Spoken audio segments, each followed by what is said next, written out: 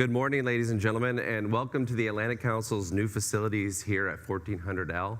I'm Landon Darrence. I'm the Morningstar Chair for Global Energy Security and head of the Atlantic Council's Global Energy Center.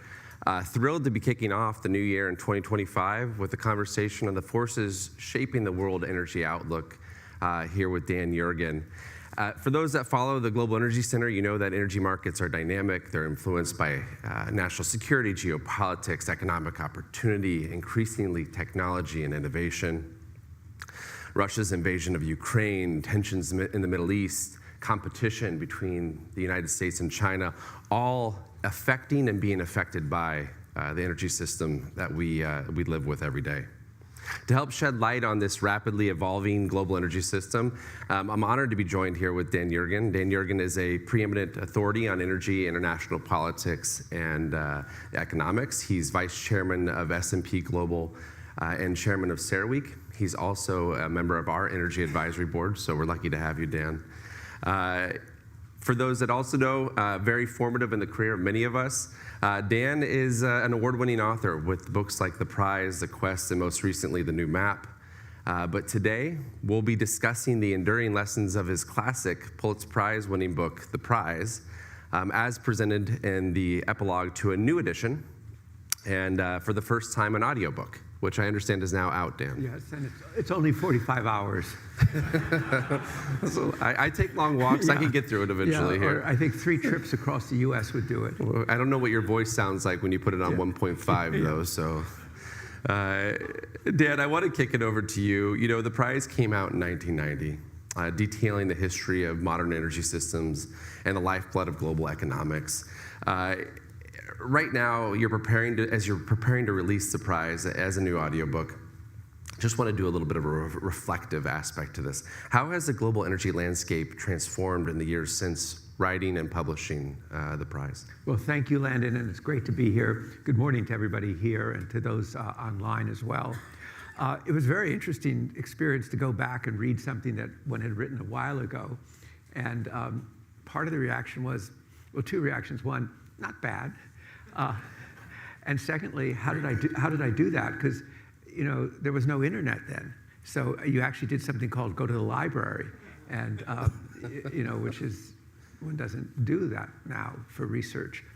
But it was striking for me to see that what I saw were really what I call the enduring lessons of the prize, and then to see what it didn't cover as well. So, you know, we can go through some of the lessons that stand out, and then the 2 things that really were not there. But one is the continuing importance of energy security. I mean, that just is so strong. I think secondly, that in the sense that oil, energy, how fundamental it is, strategic commodity. And I think, you know, I would say third, the element of innovation, of constant change in technology. Oh, and one other thing. You know, there are hundreds of characters in the prize, but there are only 2 characters who really matter. One is named supply and the other is named demand. And you see that again and again. And I was sort of struck that going back and reading about hearings about gasoline prices in the 1920s, they could have been the hearings held about gasoline prices in the 21st century. The same reaction and the unwillingness to recognize that it's supply and demand and not machinations that determine what happens in the market. 2 big things left out. One is China. It was striking to me that China was hardly appeared in the book then. And at the time I was writing the book, China was a very tiny oil exporter sending oil to Japan to pay for imports in its first stage of industrialization. And although I mentioned climate is going to be a big issue, it's also striking to me that beyond saying that it's going to be a big issue, it really doesn't figure in the book. You know, you credit Winston Churchill with the concept of defining kind of energy security as we talk about it today in your epilogue, and I think in the book overall, really the diversification of resources and countries and technologies. If Winston Churchill was here now, do you think he'd still have the same ethos around energy security? Well, I think he would define it more broadly. Who knows? He might be worrying about Greenland. So But in other words, minerals would be on the issue. And, is really when I was writing the new map, I wrote this section in the paperback called "The Four Ghosts Who Haunt the South China Sea," and I did find myself thinking a lot about the period just before the First World War and Churchill's premonitions about what was going to happen. So he would be worrying about, as I say, minerals, and he'd be worried about supplies. He'd also be worrying about AI.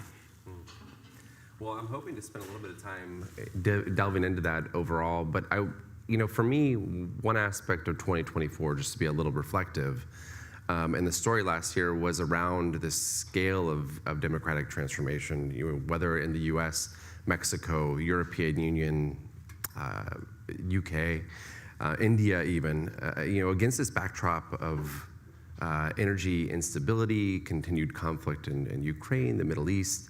What, as we look ahead and as you do a reflective on the book, do you think this new cadre of political leadership needs to be thinking about when it comes to energy and climate policy going forward?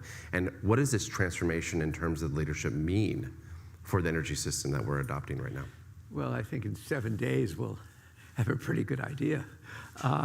It's going to be a dramatic change in terms of policy and emphasis, and obviously a reversion to first Trump administration, but in a much more, thoughtful and experienced way, I think. So obviously that will be, and I think for all the countries, for the International Energy Agency, it's going to be a process of rethinking. I think I'm puzzled about Europe. You're starting to see the shift in politics and the move towards the right in Europe. And part of that is what's called a green lash, at least people in Europe use that term, backlash in climate policies. And I think European countries, policymakers will have to think more seriously about deindustrialization and competitiveness and how climate policies don't exist in a vacuum, but they're part of a larger picture. Before Russia's invasion of Ukraine, Europe was, of course, importing 40% of its natural gas supplies from Russia. That's cut off now on the 1st of January, as Ukraine does not renegotiate that transit contract. The United States just launched quite a series. The biggest oil sanctions I've seen come out of the United States on Russia that I recall since 2014 in Crimea. And I would love your reflections just in terms of what Europe needs to be thinking about in this moment of energy insecurity. Well, I think you're quite right. The sanctions that were announced, I guess, on Friday are the most significant because they've gone after two specific major Russian companies. And that changes the calculations for buyers, and we'll try and sort that out. It's late in the day. We've seen some response in the market to that. But these are impactful, and and it sort of hands it to the next administration to follow up on them. So it has always been that the one area where Russia was most vulnerable was in its oil revenues, and they were really not able to address them in any significant way because the Russians had plenty of time to develop their ghost fleet and figure out how to work around it all. I think these will be very impactful. I think in terms of gas, that really gets back to US LNG and how significant it's been, and the fact that it's just not well recognized that 42% of Russian gas was replaced by US LNG. And had it not been for the shale revolution, Europe would be in a very different position today. But I'll say one other thing is also interesting to see Qatar's comments about the new European regulations about methane and how 5% of if you violated 5% of your revenues will, I think Europe doesn't quite know what they've actually launched yet with their carbon border adjustment mechanism, what the backlash will be and how well it will work. And I think that will be something that will be much on their agenda. So under economic stress in Europe, reflecting on Trump's inauguration a week from today here in Washington, D.C., Is this a time that Europe needs to be rethinking what energy transition means? How do you, Well, I think and so. how do you approach them about that?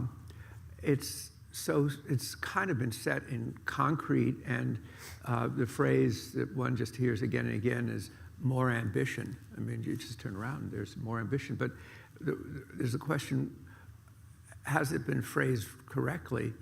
And with two colleagues, I have an article coming out in a couple of weeks in Foreign Affairs that really talks about the need for a rethinking of energy transition for a whole host of reasons, because a lot of the thinking, I mean, obviously the thinking preceded it, but a lot of the thinking really congealed during COVID.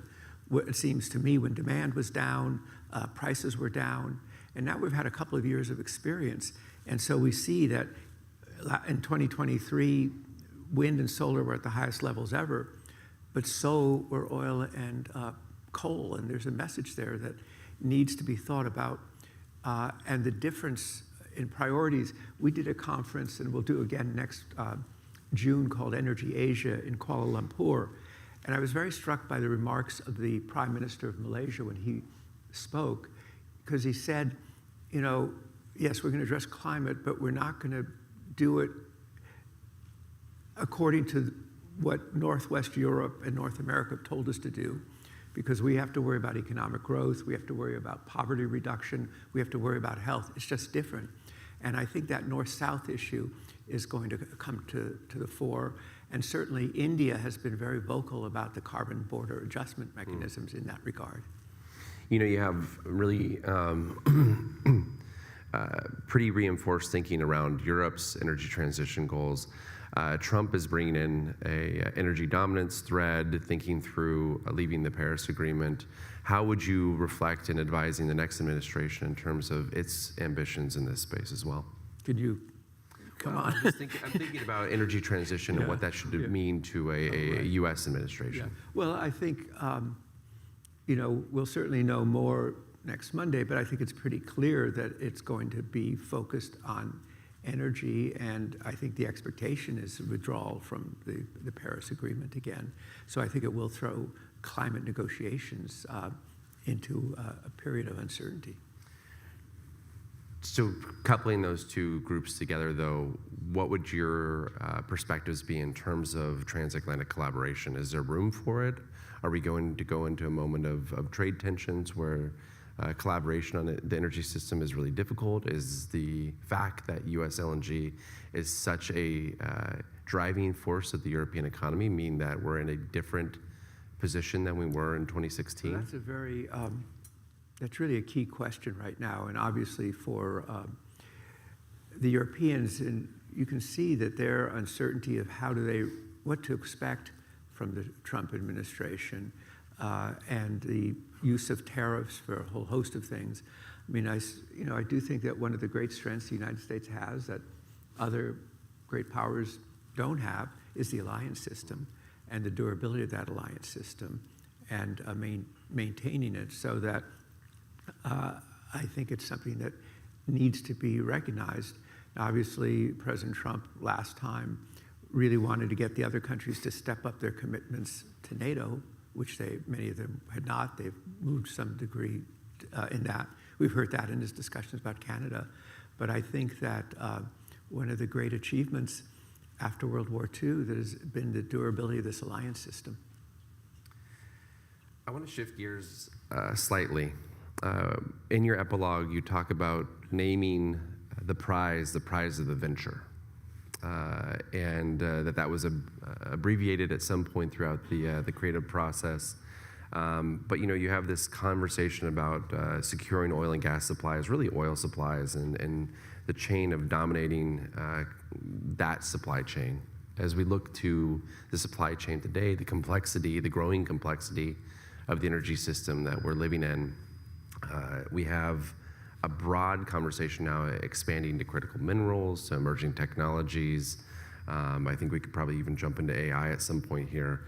But, you know, at the center of that is a debate between the US and China. And I'd love to get your reflections in terms of competition between the United States and China manifesting through global energy markets. What's that going to look like as we move forward? And are there ways to find success on both sides of the Pacific? Well, that is, that is the great question for the rest of the century, really, is the relationship between the United States and China. And, when I was writing the new map, I kind of struggled to find a way to think about it. And what I said is all part of the WTO consensus, which was basically the notion that globalization, with all of its problems, is a really good thing. It brings integration together. And that began to change at, around 2015, 2016 to come undone. And now it is, it is clear great power competition. You hear sometimes even the phrase strategic adversaries. And that's why it has this kind of pre-World War I tone to the discussion.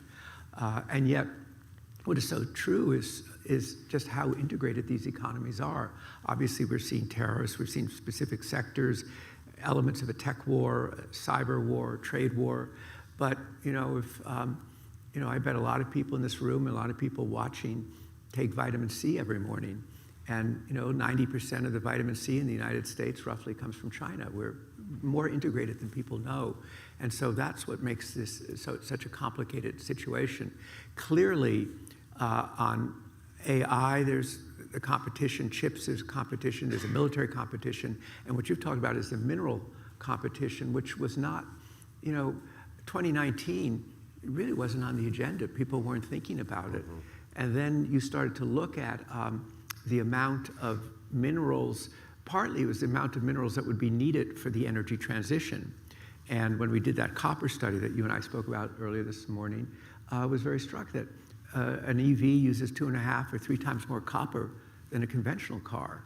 And you start to add those numbers up, or you look at rare earths, you go through this list, and you look at where, who's doing the mining, and you realize there is a global competition now for mining. I think that will be sharpened with the new administration, but it already become quite visible. It's the requirements of energy transition and just of economic growth. And the Chinese have built up formidable positions there in a more concentrated way. I think the other thing is the discussion about ports. I was thinking about it, the discussion about the Panama Canal, which suddenly has burst onto the scene. I don't think, I might be wrong, I don't think the U.S. has an international port company like China and other countries do. And so element of competition there too. So it does have this kind of great power competition feel to it. Well, I imagine ports will be on the mind of the new administration. I think Mike Waltz is actually a sponsor of the SHIPS Act. So, there's shipping on the mind, and I've seen that in private conversations here in Washington as well. You bring something up that I think... It's interesting because, I've now heard from a couple of different Asian companies that, how do you rebalance? And I've heard from 2 companies that have solar manufacturing in China. And both of them say, we can build the same plant in the United States, but it'll cost 6 times as much. One was a Chinese company, one was a Korean company. So how do you balance with the cost is what's gonna, it's not a simple process. Well, this is what I wanted to bridge into because, you talk about 2 enduring reflections missing or just a little bit somewhat absent, not entirely from the book when written in 1990, which were China and climate change. If that was the preceding moment of the rise of globalization, we're now in a point of industrial policy again. Yes. And do you think industrial policy could have actually been a third element that was missing, or was it so captured in the ethos of the 20th century and maybe the late 19th century that your book kind of hints at it anyway? Yeah. So what you're saying is, would a characteristic of this new age be industrial policy? Sure. It sure looks that way. Yeah. That's what's coming. It was striking, that speech that Jake Sullivan gave at Brookings about 1.5 years ago, in which he said the international economic policies of the Clinton and Obama administration were wrong. That need industrial policy. But we sort of see industrial policy in the US, it's kind of hard to roll it out. It takes time and it's complex. So we don't know the effects of these big acts that have been passed so far. When you go back through the book and the history of the development of the energy system we have today over the last century, from the prize, do you see hints of industrial policy being very core to it? I mean, you spend a lot of time on World War II. World leaders like Stalin, Churchill feature very heavily. I don't know if those were war economies or if there was glimpses of industrial policy. Certainly, so much of it was driven by military issues, war issues. I mean, Churchill's The Prize of the Venture, the quote was about converting the Royal Navy from coal to oil, and the Prize of the Venture was world mastery. And if you look at when the US Navy was converted from coal to oil, it was in order to build up the Pacific Fleet. We couldn't have a Pacific Fleet before World War I, really based upon coal. We needed to move to oil. So again, it was driven often by these strategic issues. The competition between US and China isn't constrained to two parties here, right? Those critical minerals, those resources that we were talking about a minute ago, are located in Latin America, are located in Africa.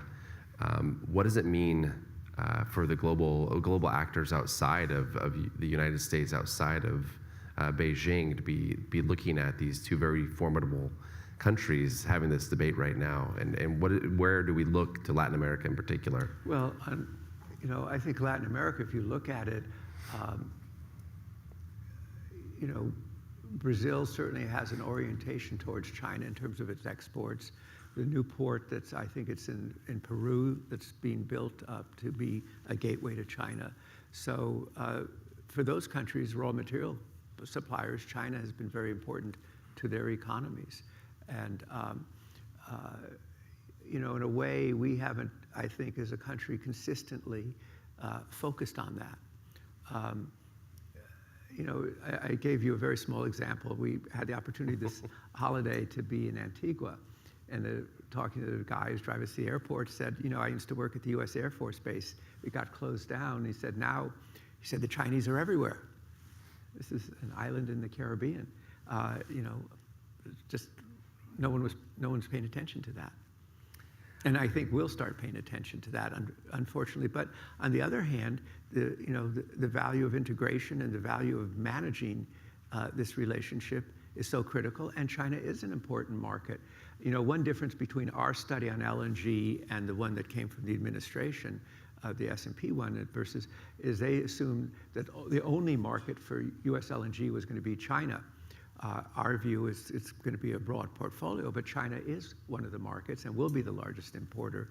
So, China is very important to the US economy as a market as well as a supply source. So some of you figured it out online. I failed to mention this from the beginning. If you have a question for Dan, you can ask us at askac.org. And I am going to go to one, Dan, because I think it's a great question and relevant to what's going on today. Kevin Malley from Vox asks, with the anticipated surge of energy demand of AI, what impacts do you see on the energy transition and the geopolitical landscape? I think that's really a central question. About 15 months ago, I was at a CO electric power meeting, and people were talking about growth there, but they're talking about growth. When we had our CERAWeek conference in March, those who were there, it was like this revelation suddenly, how are we going to meet the electricity demand growth?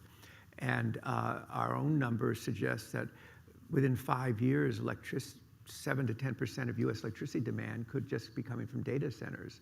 So you take data centers, you take EVs, you take reshoring of manufacturing, and suddenly we've had 25 years of very slow growth in electricity demand, because it grew until the middle of the 1990s and then kind of flattened out.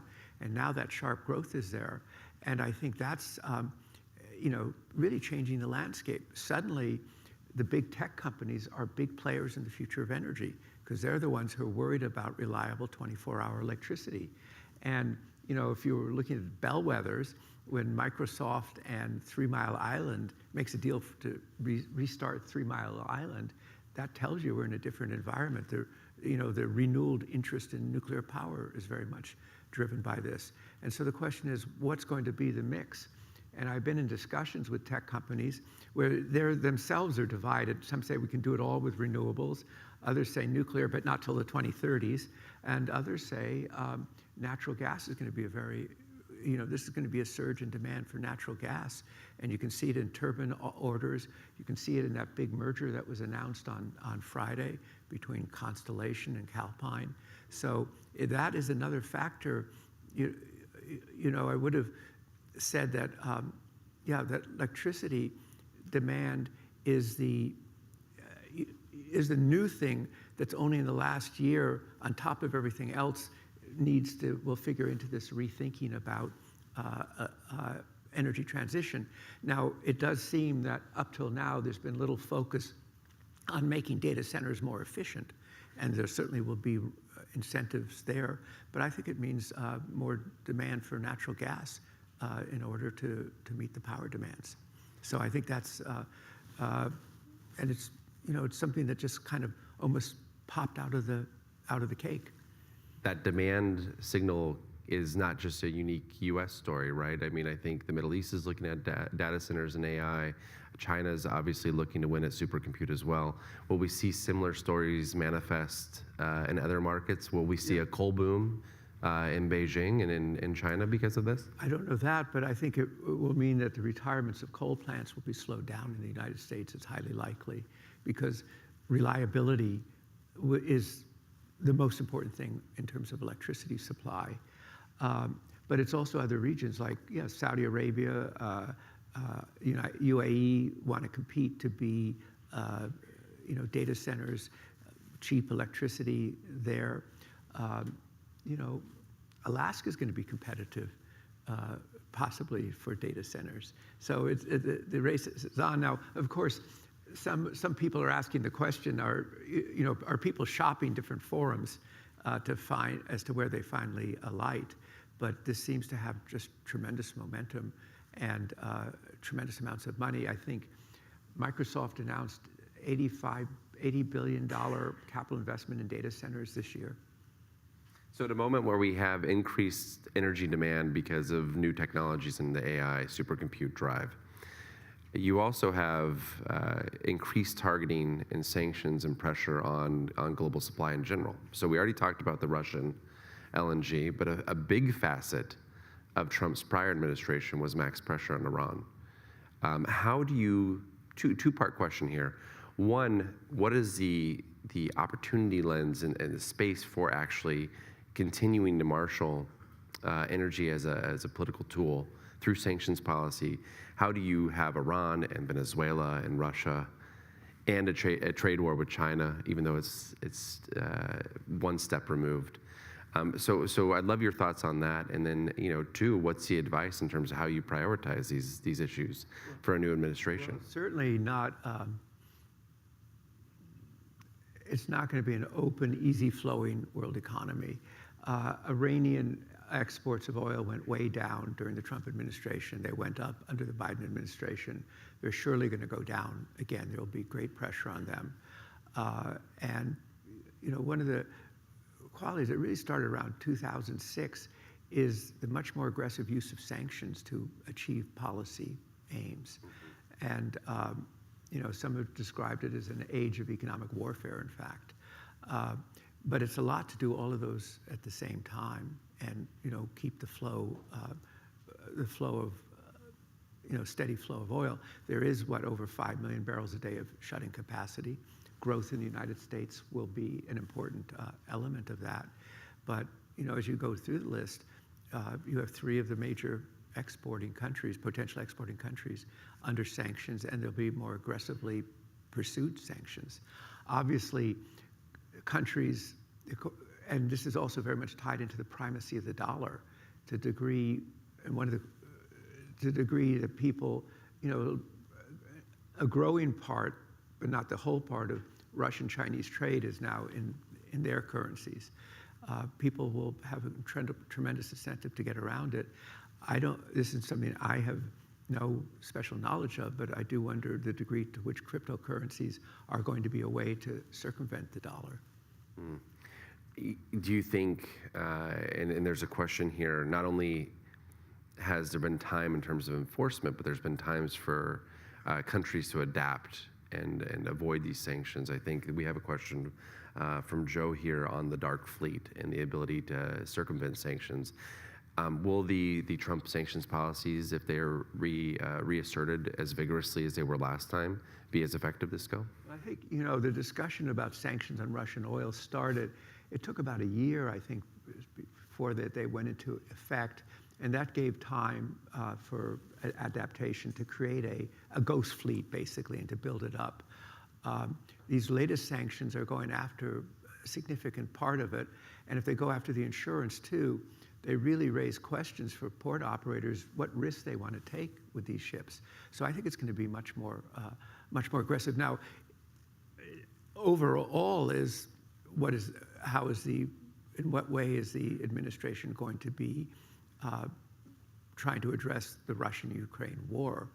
And for Russia, lifting sanctions, being able to rejoin the world economy is certainly what they'll be seeking in terms of any deal. So, but we'll.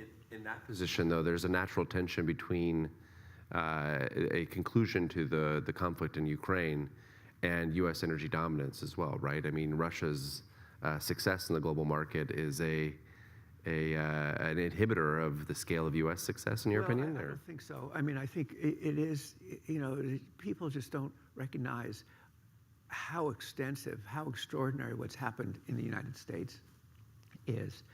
We were producing 5 million barrels a day of oil in 2008. We're probably around 13.5 million barrels a day, could be 15 million barrels a day. That is a position, whether you call it dominance or predominance, but it's way ahead of what Russia and even Saudi Arabia are producing. So the fact that we are the world's largest exporter of LNG, I mean, it's very Churchillian. Those are really sources of economic strength and are of great strategic importance to the United States.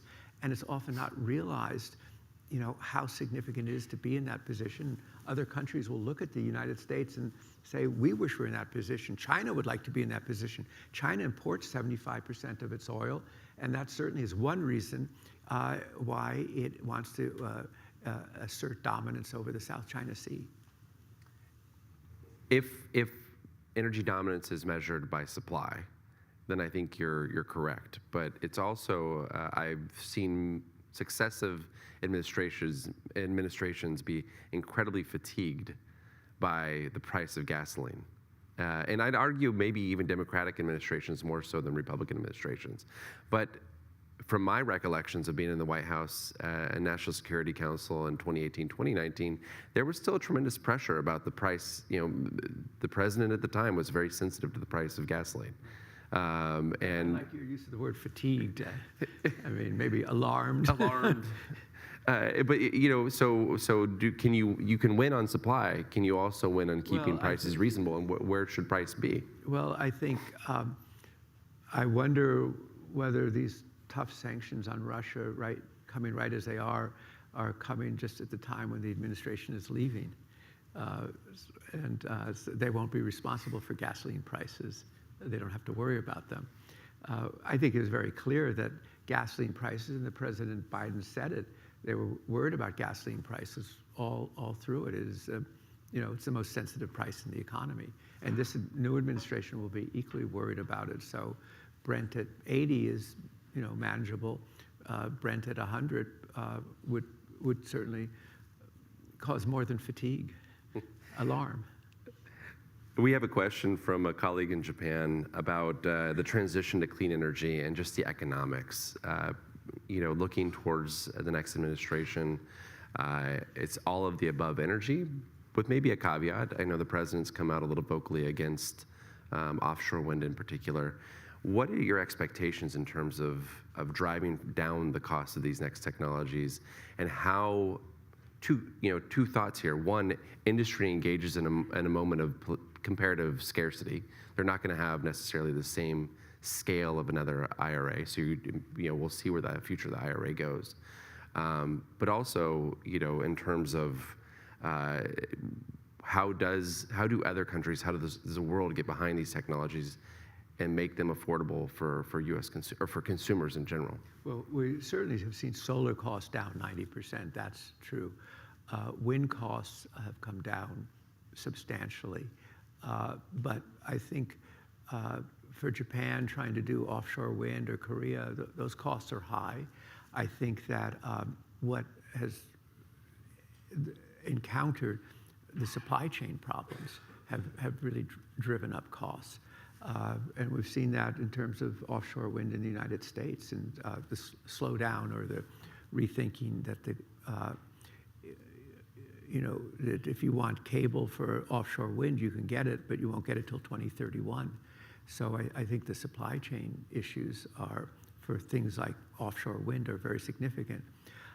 What will be most interesting to see, all of these efforts around nuclear and small nuclear reactors, will they be competitive, and what will the timing be for them? So wind and solar are the ones where progress has been made, and you've got scale, onshore wind, but Europe still has offshore wind, but even their projects have been slowed down because of cost structures. We just hosted Terazawa-san from IEEJ last week, and it was an interesting conversation because he reflected on the fact that Japan's forging forward with a lot of technologies, hydrogen, for example, certainly nuclear, and that they have to plan because of their energy insecurity at 90% import dependency, coupled with a lack of political certainty, right? It might be a Trump administration now, but where does the future go? That they're forging ahead with the clean energy technology. And I think that that's part of the inspiration for that question from our Japanese colleague. Well, it is, first I have to say Mr. Terazawa, who's the head of the Japan Institute for Energy Economics, he wrote an essay right after the invasion of Ukraine, which really I found very valuable to quote. He said it really was a wake-up call about the degree that energy security had just fallen off the table, taken for granted, particularly by the Europeans, and really in the United States as well, and certainly even I'd say of all the countries, it had been Japan that had been most consistently, because of their situation, focused on energy security. But I think, we should also not forget the demand side of energy in terms of efficiency, and we have no idea. We can see the much greater consumption of electricity that will come from AI. We don't know how AI will affect and shift the curves in terms of energy consumption. But the statistic that is part of the lore that I think it's correct, but I'm not sure, that an AI question takes 10 times as much electricity as a Google search. So we have we'll be coming out with our global energy agenda in the coming month, which is the Atlantic Council's preeminent publication on energy for the year ahead. And we actually have NVIDIA contributing the conversation. Interestingly enough, they're contributing an essay to the collection. And they talk about also the fact that AI can lead to the efficiency gains, not necessarily just purely on a chips basis, but also from a time that say a health organization, a health company might need to run analysis for the outcomes of the study in pharma or whatnot that they're pursuing. Do they say that 10x is correct, or is that not in the piece? I don't. I'd have to go look at the essay, but it's an interesting debate between the efficiency gains and of course, across the economy. They've talked about their Blackwell chips will be much more energy efficient than their existing chips. Yeah. So, finishing where we started, with the prize coming out in a new form with a new epilogue, on audiobook and eventually paperback, with the new cadre of leaders entering the U.S. government. If you look at Chris Wright, Doug Burgum, the creation of a National Energy Council, what are your primary priorities in giving them advice and counsel right now as they enter and embark on the new administration's priorities? Well, I think that, I would say at the top of the agenda is not a new issue, is permitting. I mean, we did a study saying on average, it takes 20 years to go from zero to a new mine around the world. In the United States, it takes 29 years. And that we need to actually, permitting is, rationalizing the permitting process. And I think we'll hear that will be at the top of the agenda. And that's just essential for getting things done. Is that on everything. On everything. On everything. Okay. I mean, just imagine if a president today said, we want to build a national highway system for national defense. It would take half a century to get it done, or more than that. I mean, you could not have done what Dwight Eisenhower did in the 1950s today. And for our colleagues in Europe looking for certainty in terms of their energy security, do you think we'll have a clear path forward on the future of U.S. LNG here in the United States? Well, certainly, I think we should and recognize. I mean, I'll tell you, when we did this LNG study, I mean, what struck me, and I asked the question and we looked at it, was the scale of it. And we said, well, let's compare it to other U.S. export industries. The value of U.S. LNG exports is half of the total value of semiconductor exports.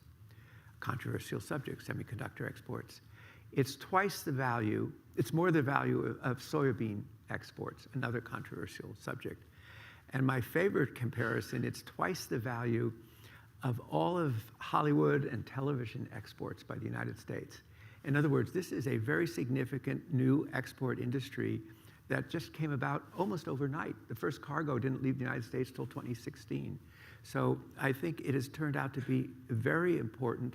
And I think if I look at, I've been on the India Energy Advisory Panel there, it's been U.S. LNG exports and energy exports have been one of the sources to building this better relationship that the United States has with India. So I think the position of the U.S., this changed position really is a strategic advantage for this administration and indeed for any administration, for the next administration and the administration after that. Well, it'll be a fascinating conversation to see what happens. We'll have to bring you back for the next iteration of dialogue where we reflect on actual Trump policy as we launch into the new administration. I just want to provide you an opportunity for any closing thoughts here at the kickoff of the year and looking at the energy landscape ahead. Well, I think my favorite quote of the day is one that Britain's Prime Minister Harold Macmillan maybe either did or didn't say, but it's such a good quote that it's become, a given. He was asked, what's the biggest challenge for a statesman? And he was asked this by a journalist, and he said, his reply, events, my dear boy, events. And I think events are going to be surprising. We will have surprising events this year. And the interplay of all these factors coming together, including what it means for the U.S. economy, what it means for U.S. financial markets, and the risks that are there, will make this, I think, a very decisive year. So thank you for the opportunity to be here. Thank you for being here. And with that cliffhanger of where we go from here, we'll conclude. Dan, thanks so much for your time. Congratulations on the prize coming back out with the new epilogue. And thank you again. Thank you. Thanks, everybody.